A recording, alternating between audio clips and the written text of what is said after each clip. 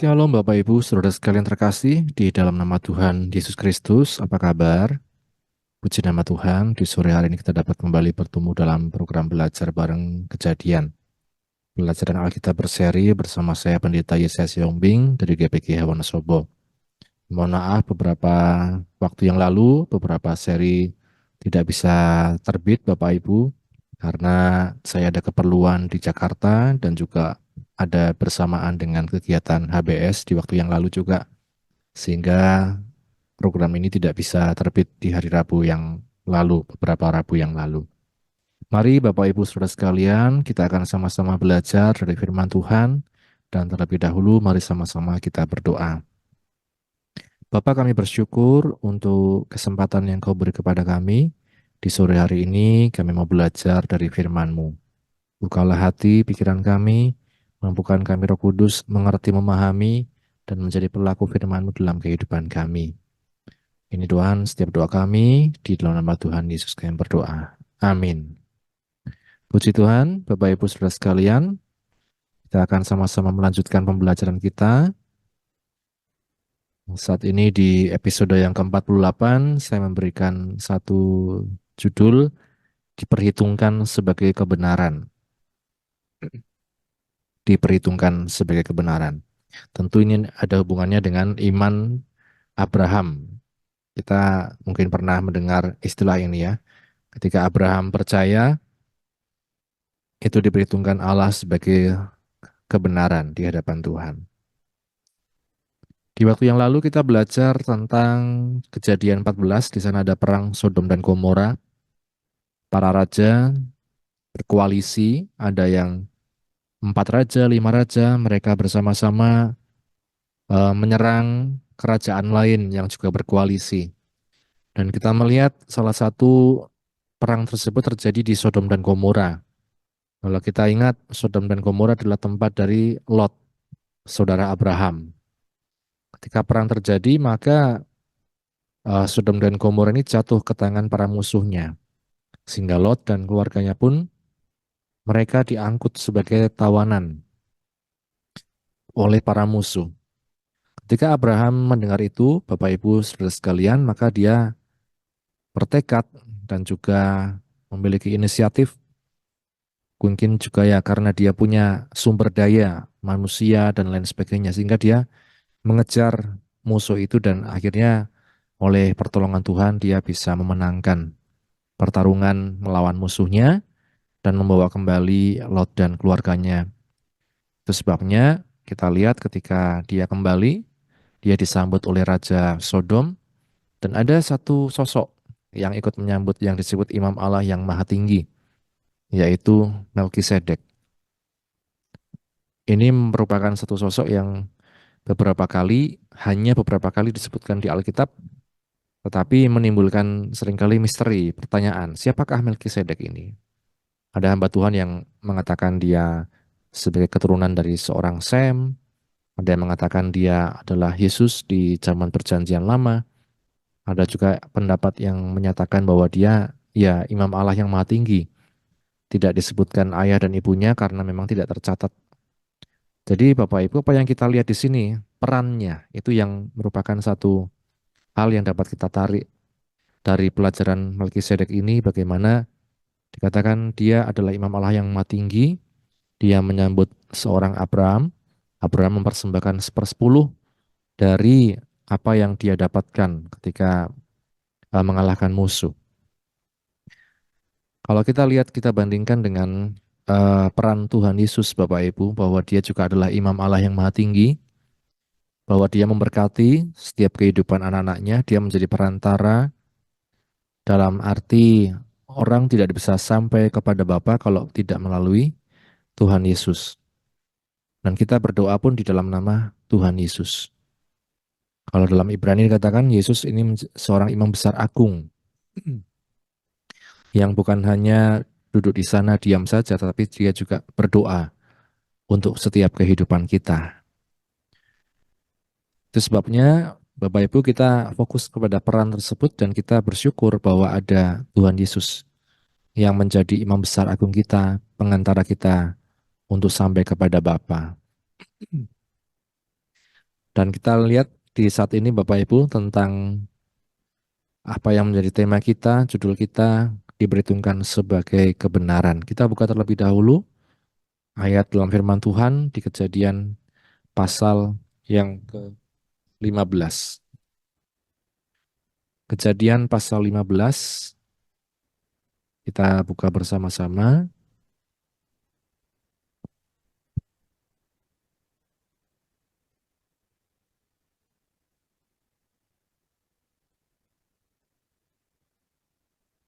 Kejadian pasal yang ke-15. Akan saya bacakan mulai dari ayat 1.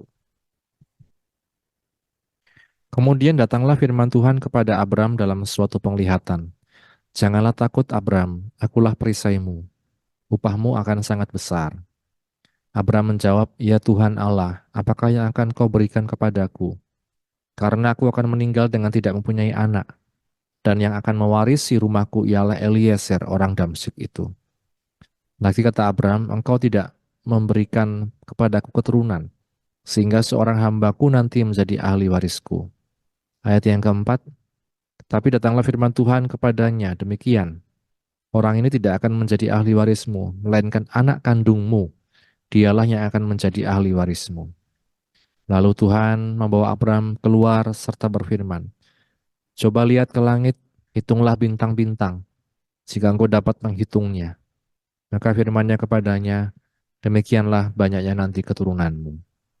Ayat 6, lalu percayalah Abram kepada Tuhan, maka Tuhan memperhitungkan hal itu kepadanya sebagai kebenaran.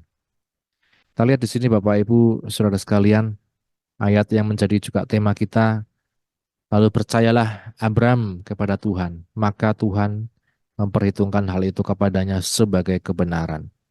Berbahagia kita yang baca, mendengar, dan juga yang melakukan firman Tuhan. Di awal kita lihat Bapak Ibu, apa yang Tuhan sampaikan lewat firman-Nya kepada Abraham. Janganlah takut Abraham, Abram ya, masih bernama Abram. Akulah perisaimu, upahmu akan sangat besar. Janganlah takut Abram, akulah perisaimu, upahmu akan sangat besar. Disinilah kita lihat Bapak Ibu Saudara sekalian, apa yang Tuhan ingin sampaikan bahwa Abram tidak perlu takut dengan apapun yang sedang dia hadapi. Bisa jadi dia masih memiliki rasa khawatir apakah musuh yang telah dikalahkannya di pasal 14 akan menyerang kembali misalnya. Apakah itu tentang penghidupannya, apakah itu tentang kehidupan keluarganya dan lain sebagainya. Firman Tuhan katakan, akulah perisaimu yang melindungi engkau. Kalau kita lihat perisai itu berbicara tentang perlindungan. Kalau di perjanjian baru, bahkan selengkap senjata Allah kita bisa lihat di Efesus pasal yang ke-6. Efesus pasal yang ke-6 mulai dari ayat yang ke-11. Kenakanlah seluruh perlengkapan senjata Allah, supaya kamu dapat bertahan melawan tipu muslihat iblis.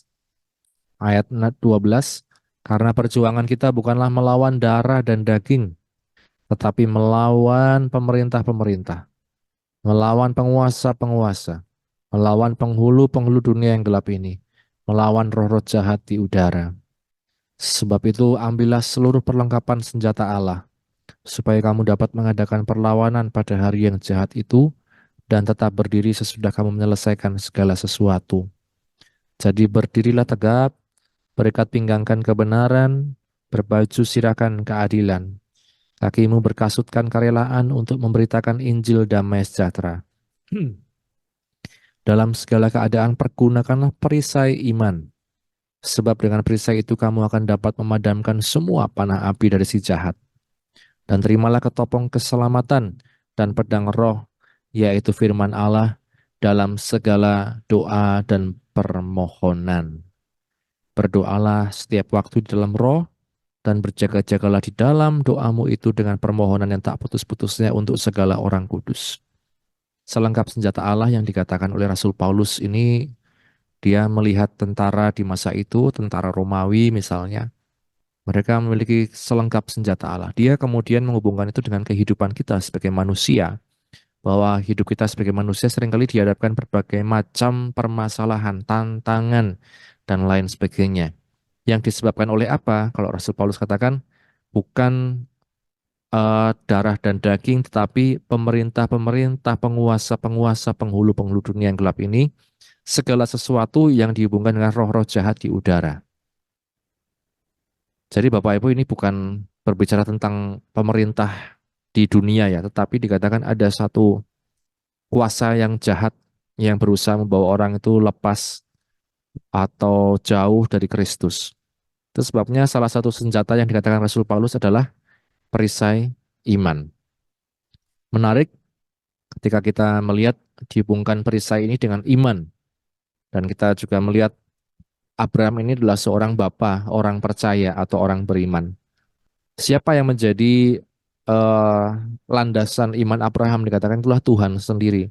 Akulah perisaimu, upahmu akan sangat besar. Kalau kita baca ayat selanjutnya, Bapak Ibu Saudara sekalian, satu yang Abraham khawatirkan ini adalah tentang keturunan. Apakah yang akan kau berikan kepadaku karena aku akan meninggal dengan tidak punya anak? Yang akan mewarisi rumahku ialah Eliezer orang Damsik itu. Di masa itu ketika orang yang memiliki kekayaan dan lain sebagainya, harta benda, tidak memiliki anak, hamba yang lahir di rumah itulah yang akan menjadi pewaris. Nah, kebetulan itu dikatakan Eliezer, orang Damsik itu. Nah, kata Abraham lagi, engkau tidak memberikan kepadaku keturunan, sehingga hambaku nanti menjadi ahli warisku. Tapi datanglah firman Tuhan kepadanya, ini kembali Tuhan menguatkan. Orang ini, Eliezer itu tidak akan menjadi ahli warismu, melainkan anak kandungmu, artinya Abraham akan punya keturunan. Dialah yang akan menjadi ahli warismu. Ini janji Tuhan tentang keturunan buat Abraham. Apakah sampai di situ? Kita lihat Abraham mungkin masih ragu, masih berpikir dan lain sebagainya. Ayat yang kelima, lalu Tuhan membawa Abraham keluar serta berfirman, coba lihat ke langit, hitunglah bintang-bintang jika engkau dapat menghitungnya. Maka firman-Nya kepadanya, demikianlah banyaknya nanti keturunanmu. Bapak Ibu Saudara sekalian, kita seringkali terfokus pada masalah kita, seringkali sumpek dengan masalah kita. Tapi ada kalanya kita perlu, seperti Abraham dikatakan, keluar. Tuhan membawa Abraham keluar, melihat dunia luar. Kadang kalau ada masalah Bapak Ibu Saudara sekalian, saya bertemu dengan orang di luar, mereka bercerita, mereka bersaksi tentang masalah yang sedang dihadapi. Kemudian saya merasa, wah, ternyata masalah saya belum ada apa-apanya dibanding orang ini. Seringkali padahal kita berpikir masalah saya yang paling besar. Nah, maka kita perlu keluar, melihat dunia luar, melihat orang luar. Dalam arti kita melihat bagaimana orang luar juga punya masalah. Bagaimana juga kita melihat pemeliharaan Tuhan kepada orang-orang di luar kita, ya, di luar kita. Dan ternyata Tuhan memelihara kehidupan anak-anaknya. Coba lihat ke langit, hitung bintang-bintang jika engkau dapat menghitungnya. Maka firman-Nya kepadanya, demikianlah banyaknya nanti keturunanmu. Di sini. Kemudian apa yang Tuhan kemudian katakan di sana? Lalu percayalah Abraham kepada Tuhan, maka Tuhan memperhitungkan hal itu kepadanya sebagai kebenaran.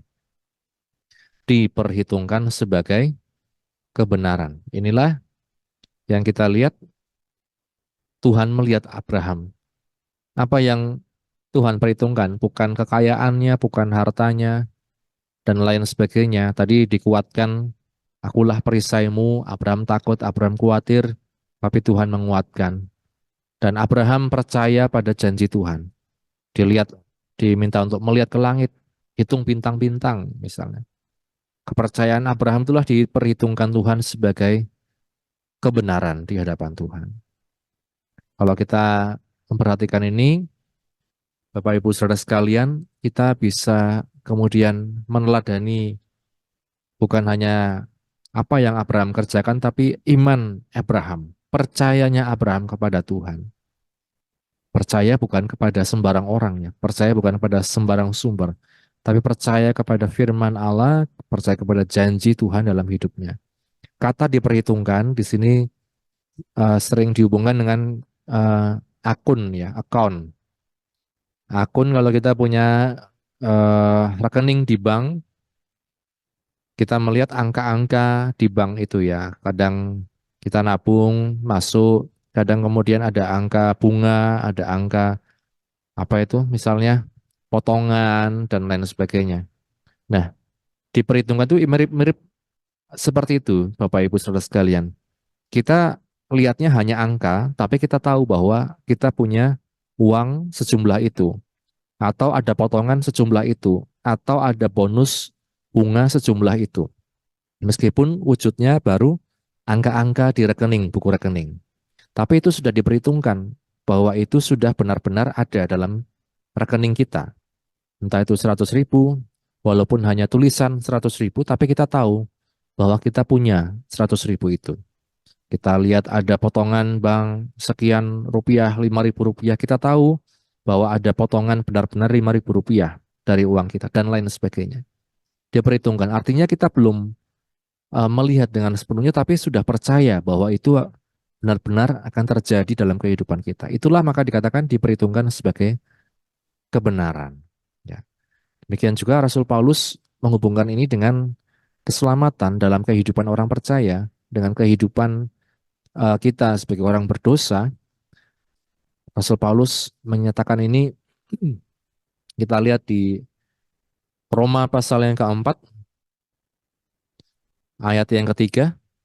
Sebab apakah yang dikatakan nas kitab suci? Lalu percayalah Abraham kepada Tuhan, dan Tuhan memperhitungkan hal itu kepadanya sebagai kebenaran. Kalau ada orang yang bekerja, upahnya tidak diperhitungkan sebagai hadiah, tetapi sebagai haknya. Tetapi kalau ada orang yang tidak bekerja, namun percaya kepada Dia yang membenarkan orang durhaka, imannya diperhitungkan sebagai kebenaran.